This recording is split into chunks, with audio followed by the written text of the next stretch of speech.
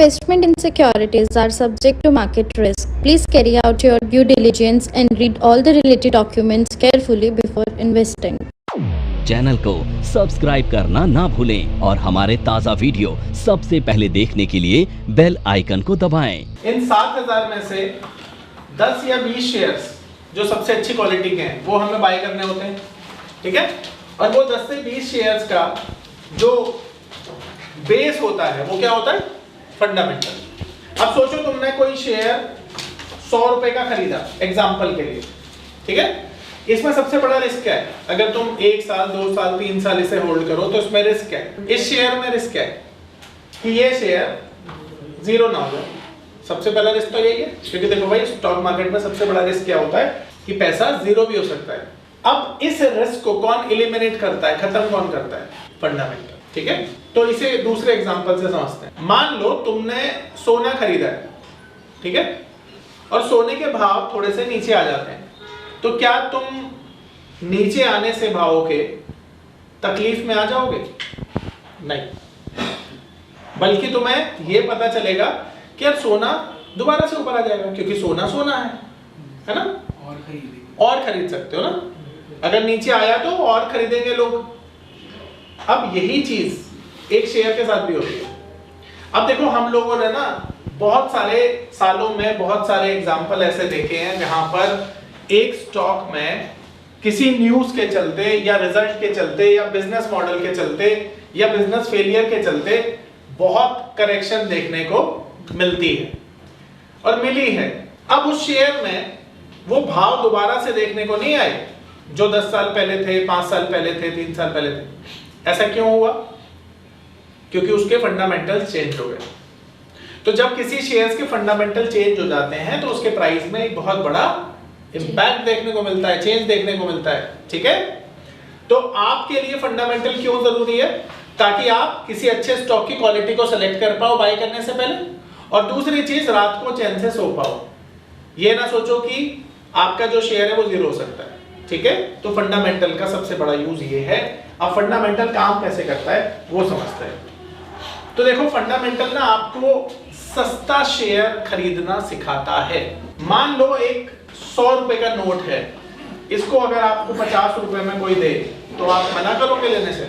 नहीं, क्योंकि ये 100 रुपए का नोट कितने डिस्काउंट पे मिल रहा है? 50% डिस्काउंट पे मिल रहा है। तो शेयर्स के साथ भी तो ऐसा होता है। सिर्फ तुम्हें ये जानने की जरूरत है कि 100 रुपए का शेयर 50 रुपए में कौन सा वाला मिल रहा है। तो 100 रुपए का शेयर जब 50 रुपए में मिलेगा तो क्या आप उसे खरीदेंगे? खरीदेंगे, ठीक है। तो इसी तरह से फंडामेंटल आपको हेल्प करता है शेयर को सस्ता खरीदवाने में, ठीक है। नमस्कार दोस्तों, क्या आप स्टॉक मार्केट में शुरुआत करने का सोच रहे हैं और क्या आपको यह समझ में नहीं आ रहा है कि आपकी शुरुआत कहां से होनी चाहिए? तो मैं आपको एक ऐसा कोर्स सजेस्ट करने जा रहा हूं जो आपकी लाइफ चेंज कर सकता है, और मैं बात कर रहा हूं NIFM का advance level of smart investor course की, जो आपकी लाइफ चेंज कर सकता है। जी हां, आपने सही सुना। NIFM आपके लिए लेके आया है एक ऐसा शानदार कोर्स जो आपको बताएगा कि किस तरह से आप स्टॉक मार्केट में सक्सेसफुली पैसा कमा सकते हैं। और ये कोर्स है advance level of smart investor. Advance level of smart investor course आपको हर छोटी से छोटी और बड़ी से बड़ी मार्केट की बारीकियों के बारे में जानकारी देता है, और ये सभी जानकारियां आपको इस मार्केट में पैसा कमाने में बहुत ज्यादा मददगार साबित होती हैं। तो इस कोर्स को करने के बाद आप मार्केट में सक्सेसफुल ट्रेडर और सक्सेसफुल इन्वेस्टर बन सकते हैं। अब बहुत सारे पैरामीटर्स होते हैं जिनसे हमें ये पता चलता है, तो हम एक एक करके इसकी चर्चा करेंगे। और ये जो फंडामेंटल कोर्स है इसमें क्या क्या चीजें सीखेंगे वो मैं बताता हूँ आपको। तो सबसे पहले हम ग्लोबल रिसर्च पढ़ने वाले हैं, हम लोग इवेंट्स पढ़ने वाले हैं, हम लोग सेक्टर एनालिसिस करने वाले हैं, हम लोग कंपनी एनालिसिस करने वाले हैं, और हम लोग इसके बाद डेटा एनालिसिस, ठीक है। ये 5 चीजों के बारे में हम पढ़ने वाले हैं, ठीक है। आ रहा है सर में डेटा। तो अब सबसे पहले ना हम बात करेंगे ग्लोबल रिसर्च। अब देखो ग्लोबल रिसर्च क्या होती है, कैसे की जाती है, ये सब समझते हैं, ठीक है। तो देखो दुनिया के अंदर ना 197 कंट्रीज हैं। इन 197 कंट्रीज में से ना सभी कंट्रीज के नाम ना तो तुम्हें पता होंगे ना तो मुझे पता होंगे। और ऐसा क्यों है? ऐसा इसलिए है क्योंकि जितनी भी कंट्रीज एग्जिस्ट करती हैं दुनिया में, सभी ने कोई खास चीज के लिए कंट्रीब्यूशन नहीं दिया है। तो जितनी दुनिया की बड़ी इकोनॉमी है, जैसे अमेरिका है, जापान है, चाइना है, इन सब कंट्रीज को सभी लोग जानते हैं, इंक्लूडिंग इंडिया। क्यों जानते हैं? क्योंकि अब आप लोग जानते हैं कि दुनिया में इन कंट्रीज का कंट्रीब्यूशन बहुत ज्यादा है, ठीक है। तो जिन कंट्रीज का कंट्रीब्यूशन ज्यादा होता है ना, उनकी जो सिचुएशंस होती है वो बाकी कंट्रीज से कहीं बेहतर होती है, और इसीलिए हमको उन कंट्रीज पे ज्यादा फोकस करना पड़ता है जो कंट्रीज दुनिया की इकोनॉमी में कंट्रीब्यूट कर रही है, ठीक है। तो आपके लिए ये समझना जरूरी है कि हमारी इकोनॉमी दूसरी इकोनॉमी से कैसे इंपैक्ट होती है, इसे हम ग्लोबल रिसर्च के माध्यम से समझेंगे। तो एक छोटा सा एग्जांपल देकर मैं समझाना चाहता हूं ये कि अगर अमेरिका में कुछ भी अच्छा या बुरा हो जाए तो तुम्हें क्या ऐसा लगता है कि उसका इंपैक्ट हमारे यहाँ पर भी पड़ना चाहिए या पड़ेगा, या अमेरिका की इकोनॉमी हमारी इकोनॉमी को कैसे इंपैक्ट करेगी? अगर ये समझना हो तो कैसे समझोगे? बताओ कोई एग्जांपल देकर। क्या आपको लगता है कि हमारी इकोनॉमी इंपैक्ट करती है किसी दूसरी इकोनॉमी से? बताओ कैसे? डायरेक्ट कनेक्शन, इनवर्स नहीं, डायरेक्ट। देखो ऐसा समझो कि दुनिया की जो इकोनॉमी है ना, चलो ऐसा समझो तुम एक सोसाइटी में रहते हो। अगर इस सोसाइटी में डॉक्टर ना हो, लॉयर ना हो, पुलिस ना हो, कोर्ट ना हो, फ्रूट वेंडर ना हो, वेजिटेबल वेंडर ना हो, तो तुम्हारी लाइफ क्या ठीक ढंग से चलेगी? नहीं। तुम्हें इन सभी की जरूरत पड़ती है। और अगर कोई खरीदारी ना हो और बीइंग अ कंज्यूमर तुम खरीदो ही ना चीजें, तो इन लोगों का सर्वाइवल होगा? तो इसका मतलब क्या हुआ? जितनी तुम्हें इनकी जरूरत है उतनी ही इन्हें तुम्हारी जरूरत है। ठीक, देशों का भी हिसाब उसी तरह से होता है। ये पावर ऑफ नंबर थ्योरी इतनी बेहतरीन थ्योरी है कि इसे करने के बाद आप एक अलग अनुभव करेंगे और आपको लगेगा कि शायद इसी चीज की आपको तलाश थी। बहुत सालों की ट्रेडिंग के बाद, इन्वेस्टिंग के बाद आपको शायद ऐसे प्रोडक्ट की जरूरत थी जो मार्केट में आपको वो कॉन्फिडेंस दे पाए, जिस कॉन्फिडेंस के साथ आप रोज पैसा कमा पाए और जितना आप चाहें उतना पैसा कमा पाए। तो हमारी ये जो पावर ऑफ नंबर थ्योरी है, ये आपको आपकी सभी इच्छाओं को पूरा करने के लिए है। और आप देखेंगे कि इस थ्योरी को करने के बाद जो आपका कॉन्फिडेंस है, आपकी जो एक्यूरेसी है, आपकी जो क्षमताएं हैं मार्केट से पैसा कमाने की, वो बहुत ज्यादा बढ़ जाएंगी। और आप देखेंगे कि जो आपने आज से पहले अनुभव नहीं किया था अपनी ट्रेडिंग के दौरान या इन्वेस्टमेंट के दौरान, आप इतना बेहतर अनुभव करेंगे इस कोर्स को करने के बाद। हमारी कंट्री में नॉर्मली जो चीजें प्रोड्यूस नहीं होती हैं उतनी मात्रा में जितनी हम यूज करते हैं। तो उसका एग्जांपल क्या हो सकता है? जैसे आप देखो कि हम लोग क्रूड ऑयल को बहुत ज्यादा इंपोर्ट करते हैं।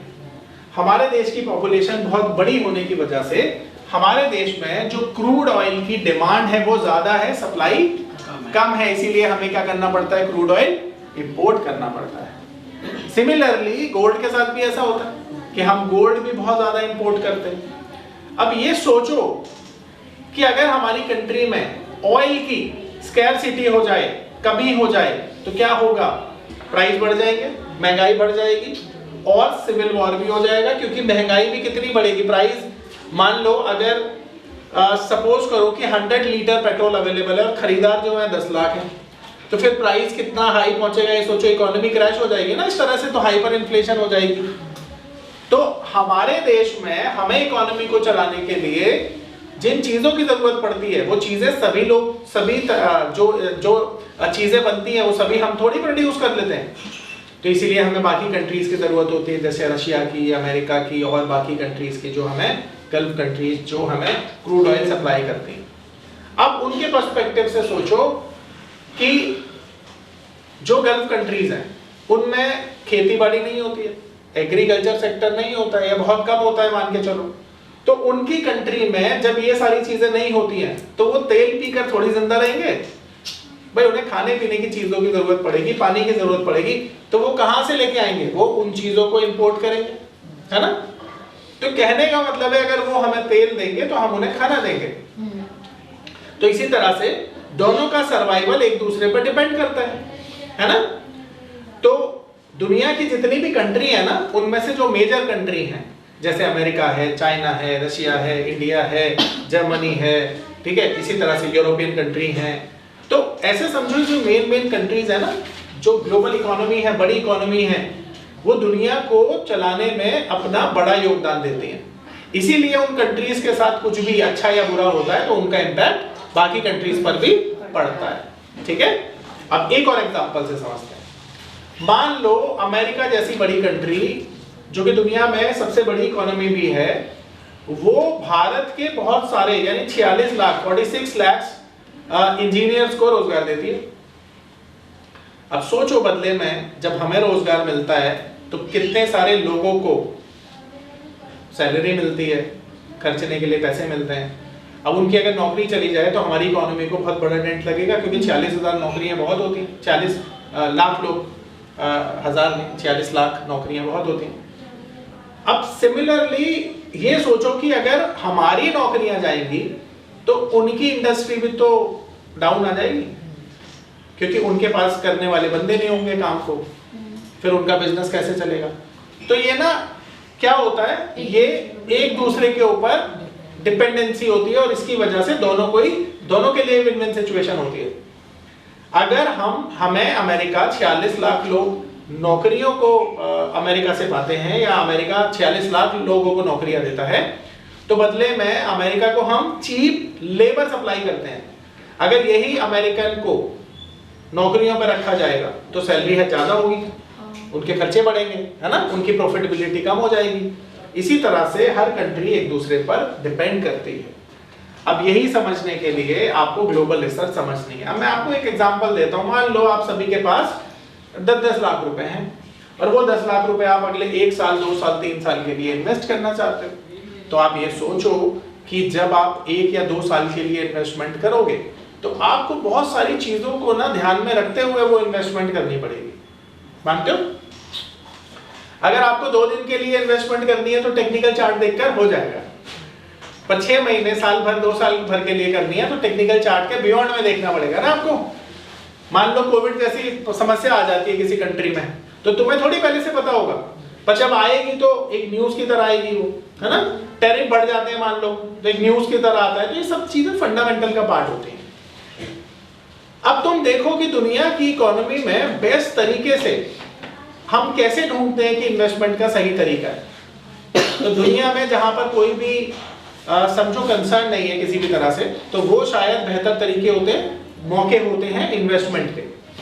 जैसे एग्जांपल के तौर पर बताता हूं मैं। मान लो दुनिया में ना नौकरियों की समस्या बहुत कम है, महंगाई की समस्या बहुत कम है, युद्ध जैसी परिस्थिति नहीं बन रही है, तो अब क्या बोलोगे, ये ऐसी स्थिति दुनिया में अच्छी है या बुरी है?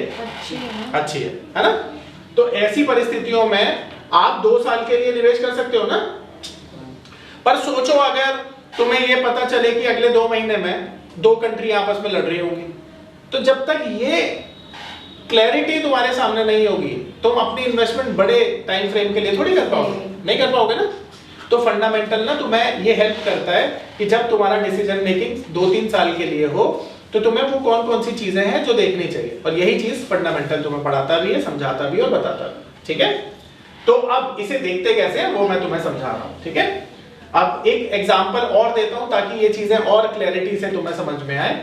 तो ऐसा समझो, तुमने देखा होगा 2008 में एक प्रॉब्लम दुनिया में आई थी जिसका नाम था सब प्राइम प्रॉब्लम। ये जो सब प्राइम है ना, ये बैंकिंग क्राइसिस थी। अमेरिका में लीमन ब्रदर जो बैंक था वो फेल हो गया था, जिसकी वजह से दुनिया के सारे बैंकिंग सेक्टर के शेयर्स और दुनिया के सारे जितने भी शेयर्स थे वो लोअर सर्किट में चले गए थे, है ना। अब सोचो इसकी ये प्रॉब्लम आई कहाँ थी? ये प्रॉब्लम यूएसए में आई थी ना, और इसका इम्पैक्ट दुनिया के हर एक देश में हुआ। अभी रिसेंटली बात करते हैं 2020 की। 2020 में कोविड क्राइसिस आया, पेंडेमिक आई, और ये पेंडेमिक कहाँ आई? चाइना में आई। पर दुनिया के कौन सा एरिया था जहां पर ये इम्पैक्ट नहीं हुआ? दुनिया के हर एक कंट्री में तो कोविड आया। तो आप ये सोच पा रहे हो कि ये जो प्रॉब्लम होती है ना किसी पर्टिकुलर कंट्री की नहीं होती है, ये पूरी दुनिया की प्रॉब्लम होती है, और सूनर देन लेटर ये स्प्रेड होती है। ये इस तरह से ना प्रॉब्लम स्प्रेड होती है दुनिया के हर एक कोने में।